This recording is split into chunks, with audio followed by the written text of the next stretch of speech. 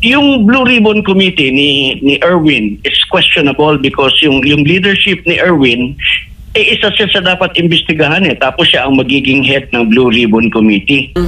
May pasabog po. May isiniwalat po si Attorney Garcia.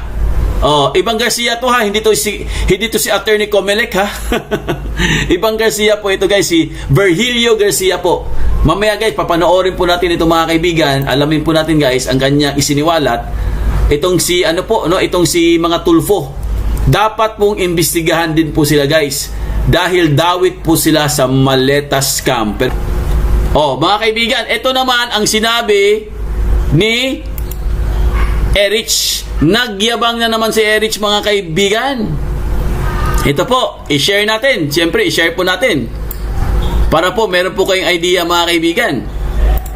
Grabe po itong ginawa niya guys. Itong si Erich. Ewan ko lang kung ano po talagang nangyari sa kanya. Matindi na po ito guys. Kung matindi yung kanina, mas matindi ito mga kaibigan. Grabe po ang kanyang kayabangan dito. Ito po, i-share natin sa inyo ha. Wait lang, ipakita ko sa inyo. Ayan po mga kaibigan, may panibago pong pahayag itong si Erich. Ito ang kanyang sinabi. Makinig kayo mabuti guys. Ang sabi niya, hindi na po ako papayag na maghiring-hiringan. Wow, grabe. Hindi na daw siya papayag guys na maghiring-hiringan. Sabi niya maghiring-hiringan kayo dyan at ipapa-arresto ko kayo. Ipapa-arresto daw niya guys kung may maghiring-hiringan. Grabe, ang yabang. Sino ba to? Ba't ang yabang nito mga kaibigan? Sabi niya kahit na senador ka, kahit na sinasabi mong matanda ka na, ilang taon ka na sa Senado, subukan mo ako. Kung dati kang Senate President, dati kang Speaker of the House, wala akong pakialam. Magpapahiring ka ng Blue Ribbon ulit, magpapahiring ka, talagang papahuli kita. Grabe ang tapang niya mga kaibigan. Dadamputin daw niya kung sino maghiring-hiringan. Sobrang tapang niya guys.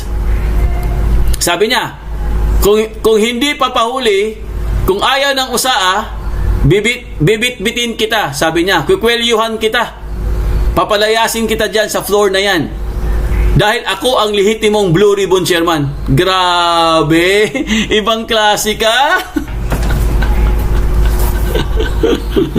Ibang klase ka! Ang tapang niya mga kaibigan.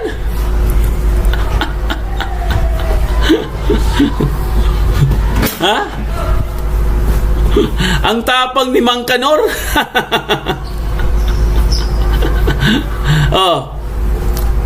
Pangalawang tore ito. Mga kaibigan, ano po masasabi nyo guys? Napakatapang niya. Siya daw ang lehitimong Blue Ribbon Chairman. At wala na siyang pakialam. Pag talagang magpupumilit sila maghihiring, bibit-bitin daw niya guys. Kikwelyuhan daw niya at papalayasin daw niya sa floor. Grabe ang tapang niya, no? Ano nangyari sa kanya guys? Bakit siya nagkaganito? Ano sa palagay niyo mga kaibigan? Bakit po siya nagkaganito guys? Ha? Basahin natin. Lalong umiinit ang hidwaan sa Senado matapos maglabas si Senator Erwin Tulfo ng serye ng matitinding pahayag laban sa mga personalidad na maari umanong magsasagawa pa ng mga hiwalay na pagdinig ng Senate Blue Ribbon Committee.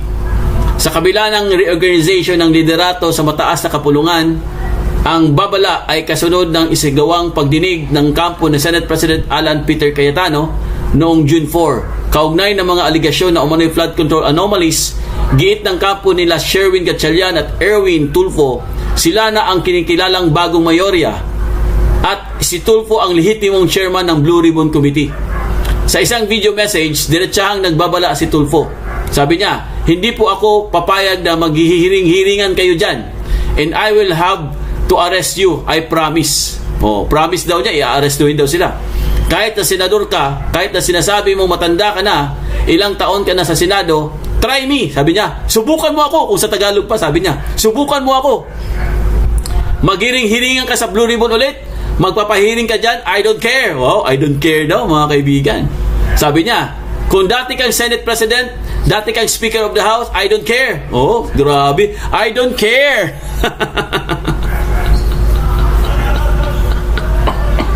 I don't care, guys. Sabi niya, I don't care.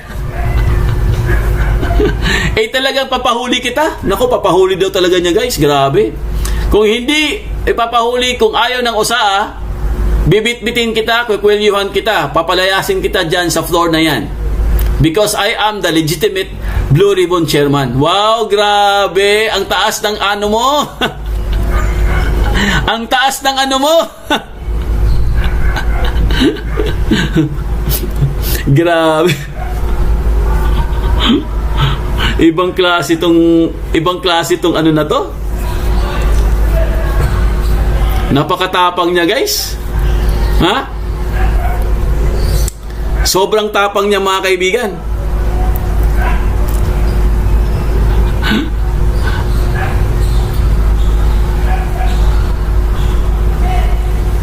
Ang sinasabi niya si Cayetano. Oh, yung sinasabi niyang matanda si Marcoleta. Yung sinasabi niyang dating SP at dating speaker si Cayetano yun. Kasi si Cayetano naging SP na rin yan eh. At naging speaker na rin yan sa House nung congressman pa siya. Oo, di ba? Nagkaroon din po ng issue yan si Cayetano noon. Sa panahon ni Tatay Digong with Velasco. Naalaala niyo pa ba? Sino po naka-recall? Naalala niyo ba yung nangyari kay Cayetano noon with Velasco? Oo. Sa panahon ni Tatay Digong, di ba, nag-away din yung dalawang yan. Nag-agawan din sila sa pwesto. So, mga kaibigan, ano po masasabi nyo dito kay Erich, guys? Ang taas ng lipad din, no? Ang taas ng lipad. Oh, pag ikaw bumagsak, lalagapak ka, hindi ka na makabangon. Sobrang yabang mo. Grabe. Ako, hindi ko kinaya yung yabang niya. Di ba? Grabe, no? Hindi ko kinaya yung yabang niya, guys. Sobra. Siguro pag nagiinuman to, siguro pag nasa inuman to, mas grabe siguro yung yabang nito, guys. Wala siyang respeto sa kapwa niya yung mga senador. Tama po kayo. Hindi niya nire-respeto, guys. Parang gusto niya, ang ginagawa po ngayon ni Erich, gaslighting. Gusto niyang kontrolin ang Senado. Gusto nila, guys, sila ang maghahari. Parang yun ang ano ko, yun ang naramdaman ko dito po. Gusto niyang manipulahin lahat. Hahawakan sila sa leeg, mga kaibigan. Parang yun ang tingin ko diyan. Kasi parang talagang ano na to eh. Grabe na itong sinasabi niya is. Biruin nyo, bibit-bitin daw niya, pagkwelyuhan daw niya, papalayasin daw niya. Iba na yan eh. Pag nagbigay ka ng statement ng ganyan, iba na yan. Hindi na po tama yan, guys. Parang may something ka na sa utak mo. Parang sa tingin ko, tingin ko lang, siguro parang frustrated siya masyado, no? O kaya para kasi ang dating, guys, dismayado sila eh. Parang ano matawag doon? Parang desperado, yun, no? Parang desperado na po sila, mga kaibigan. Yan ang tingin ko dyan. Sobrang desperado na po. Kaya siguro niya nasasabi yan. Kasi parang atat na po siya, guys, na hawakan ang Blue Ribbon Hearing Committee. Kasi gusto niya maghiganti eh. Kaya gusto niyang magkaroon ng hearing sa Lunes kasi gusto niya maghiganti. At alam nyo na yung ibig kong sabihin. Ipapakulong niya lahat.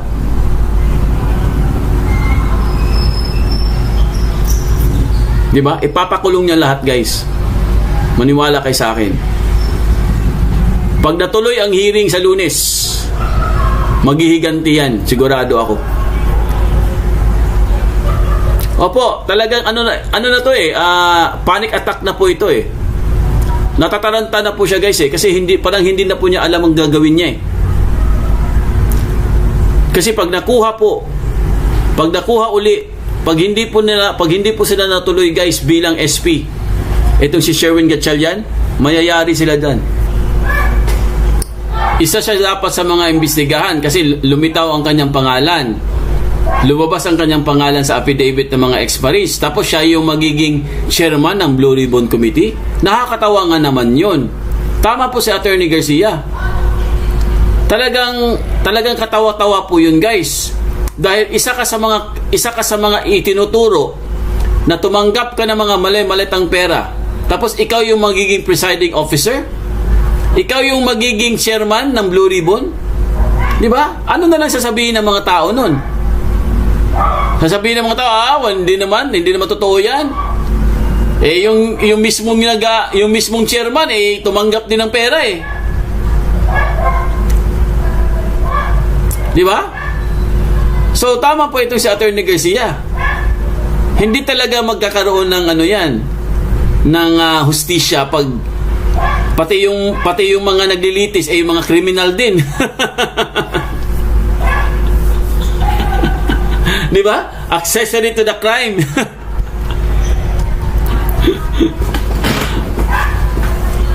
Oh, di ba mga kaibigan? Kaya kailangan kung maglalagay sila ng Blue Ribbon Committee chairman, kailangan hindi siya involved doon sa scam. Kasi kaya nga may term tayo na inhibit, di ba? O ano ba ibig sabihin ng inhibit? Umalis ka muna diyan. Mag-inhibit ka muna dahil lumabas ang pangalan mo. Di ba? Ganun naman usually na narinig natin sa mga pag may mga kaso, di ba? Oh, wala. Yung isang congressman involved siya sa ganito. O anong sinasabi ng mga abogado? O mag-inhibit ka muna. Huwag ka muna dyan. Kasi ano nga naman, di ba? Very incongruous naman, guys. Kung pupunta ka doon, ikaw ang magpe-preside, kasama ka nga involved ka nga sa malawakang flood control scandal. Dahil tumanggap ka ng maleta. Ano na lang sasabihin ng mga resource person? Baka sabihin ng resource person, ikaw, bakit andito ka? Tumanggap ka rin ng maleta. Di ba? Paano pag gumanon yung resource person? Iko-contempt niya. Malamang iko-contempt niya yung mga resource person. Di ba? Kaya nga bakit siya? Kasi sabit nga siya, di ba? Tama po, hindi siya dapat. Kaya nga ang karapat-dapat lang pong maging presiding officer diyan o maging chairman, dapat si Pia Cayetano, yan, pwede yan. Si Marcoleta, pwede yan kasi si Marcoleta wala naman yatang kaso yan O, di ba? Si Marcoleta may kaso pala pero hindi naman yun patungkol sa flood control Ang kaso po ni Marcoleta, guys, patungkol naman sa election yun pero malayo na yun So, ang pwede dyan, yung wala talagang kaso. Di ba? O, si Cayetano, may kaso ba? Wala naman siyang kaso. Opo, Nebzemog. Tama po yung sinabi mo, Nebzemog.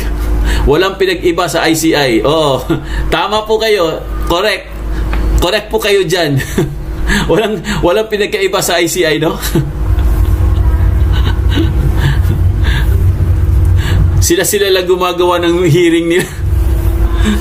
Nakakatawa yung ICI na yan, no? Sila lang gumagawa ng hearing nila, guys. Patawa, no? Tapos ngayon, nagmamayabang pa siya. Nagtatapang-tapangan pa itong si Erich. Pinagbantaan pa niya, pati USAA, pinagbantaan niya. Pinagbantaan din niya yung mga colleagues niya. Diba? Tama ba yun, guys?